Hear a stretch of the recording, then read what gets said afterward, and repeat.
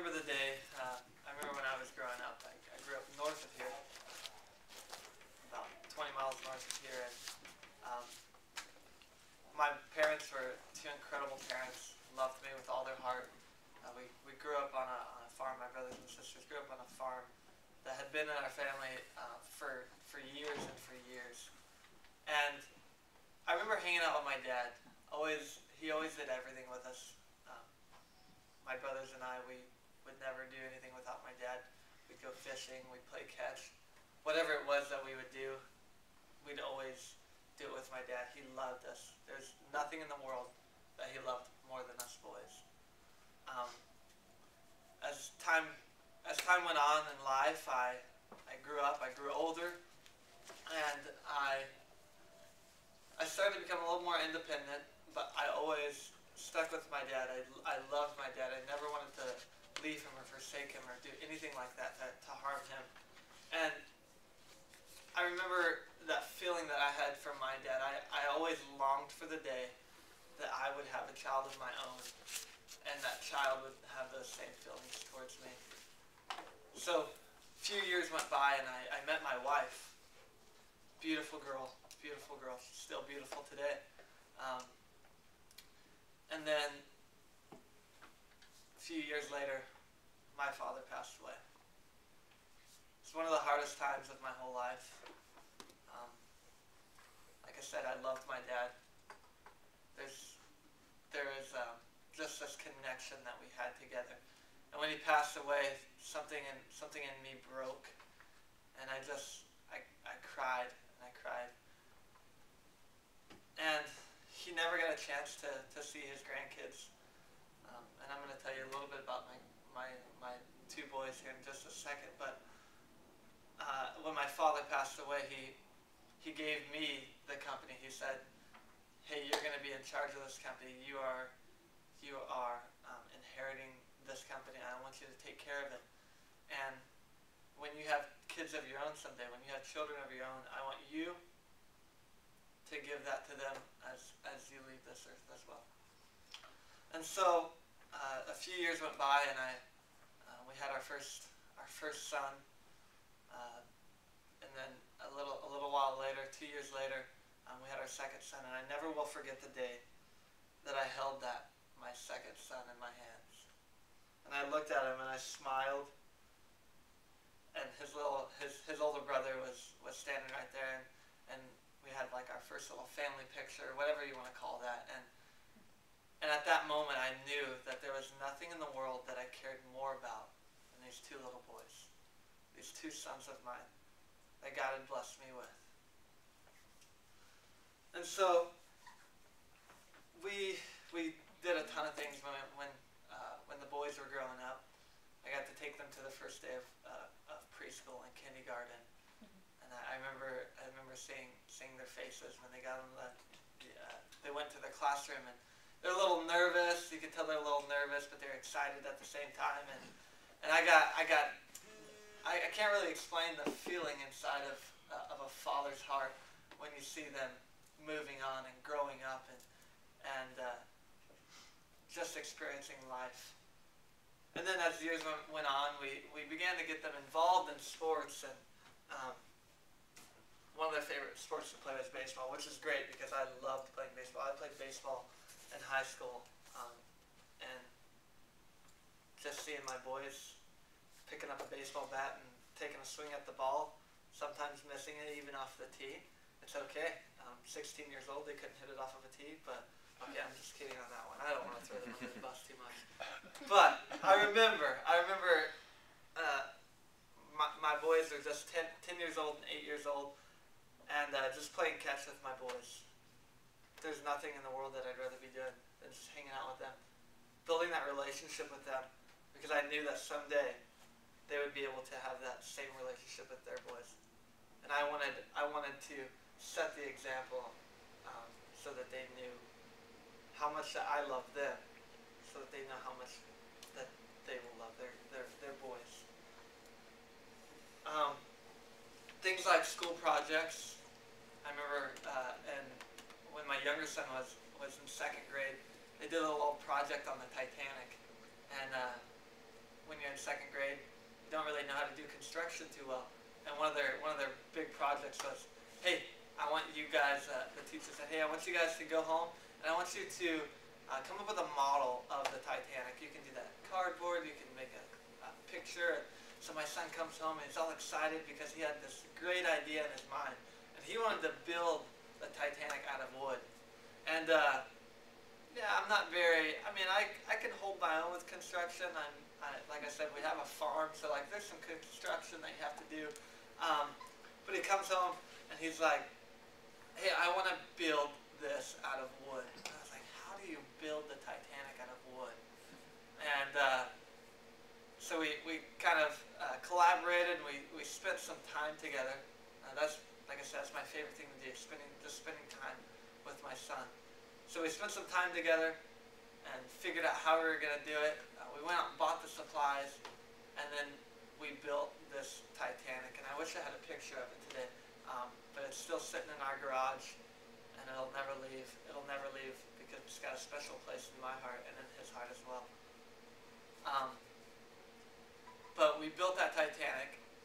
He took it to school. We painted it up, and he won first prize. And just seeing his face when he came home that day running in, he said, Dad, I got first place for most creative Titanic.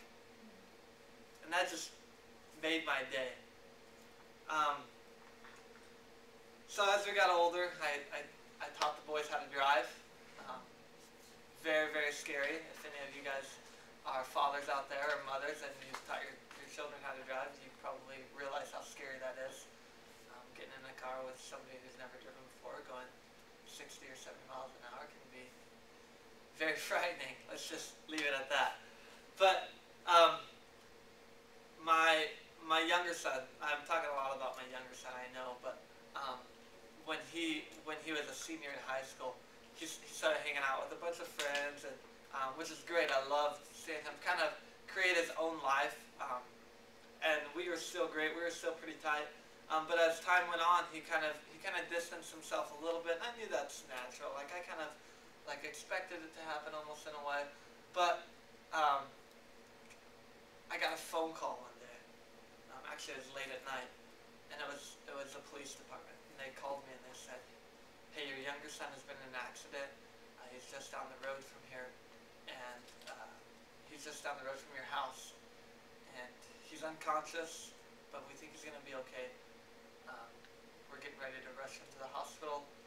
He's gonna be at this hospital." So I woke up my wife and my other son, and we went to the hospital as quick as we could. And I remember looking at his unconscious body, and it just broke my heart. And the policeman that day told me, he says, "There's alcohol in your son's system." And 17 years old, he began to get into this party scene, and it was kind of almost behind my back. He was kind of living this two-faced life, and this was the pinnacle where things kind of started to come out a little bit.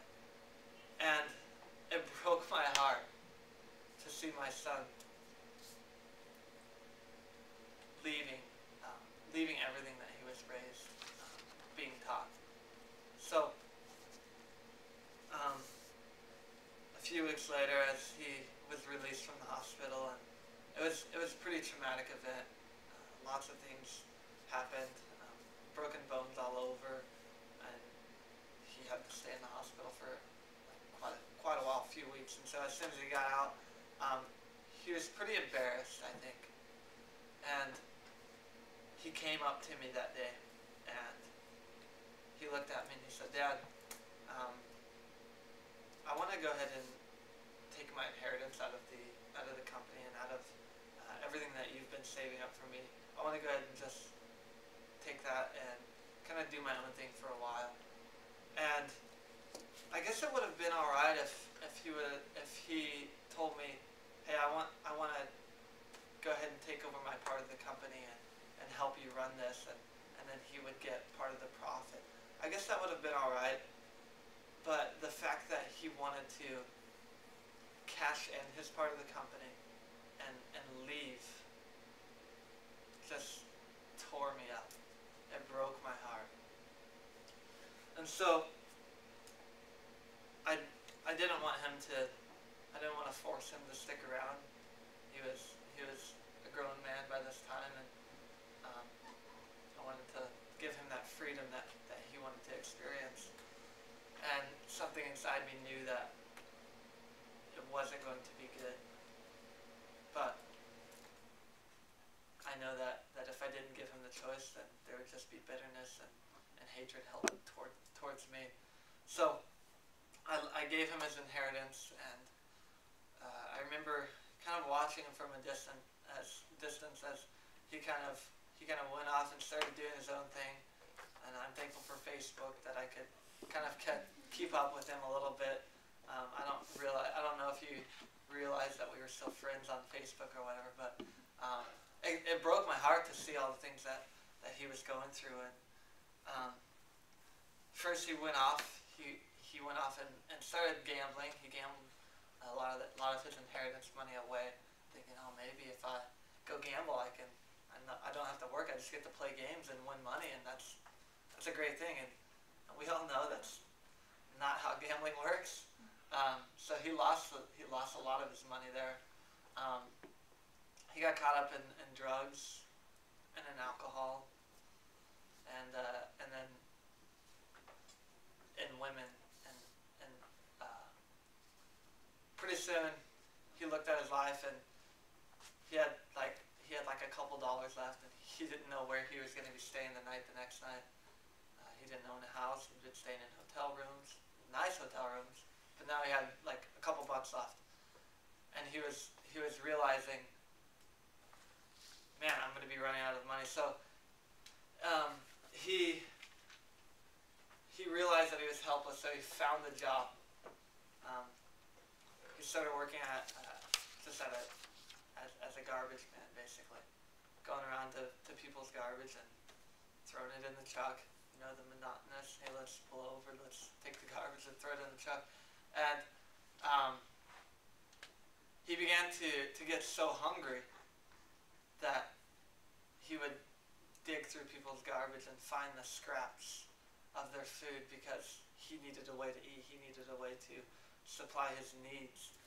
And then he thought to himself, and this, obviously I don't know all of his thoughts, but he came and he was telling this later on, but he thought to himself, he said, man, here I am, I'm eating other people's garbage.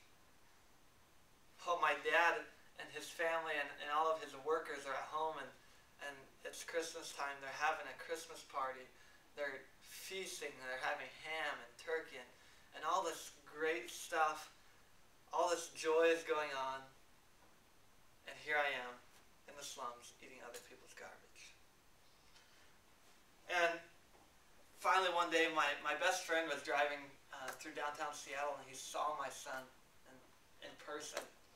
And he had a sign up and said, homeless and helpless, please help.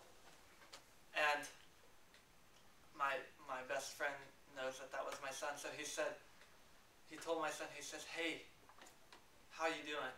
And he was like, hey, I'm not doing too well, obviously.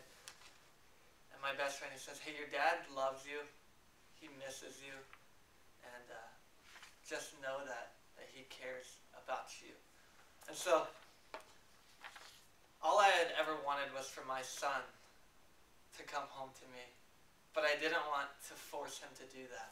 And so pretty soon, a few days later, I think that what my best friend told my son really hit him in the heart. And we were sitting out on the porch, hanging out, having a good time, and all of a sudden I see this figure from a distance. And it was my son. He was coming home, and this joy filled my heart. And I got so excited. I ran and I met him, I hugged him, and the next day I threw him a huge party.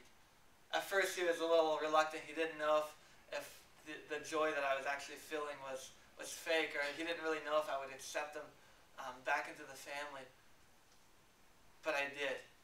And if you're a father in here, and you would know the feeling of having a son leaving, and the heartbreak that comes with that. But when that son comes home to you, there's nothing in the world that you care more about than that son and having a relationship with him. And if you're a child in here, which all of you are because that's how you end up here on earth, you know how much your parents have loved you. Maybe some of you haven't experienced that as well, but I want to tell you that there's a Father in heaven that loves you just as much as I love, more than I even love my own son. So I just want to ask you to come running home to your Father today.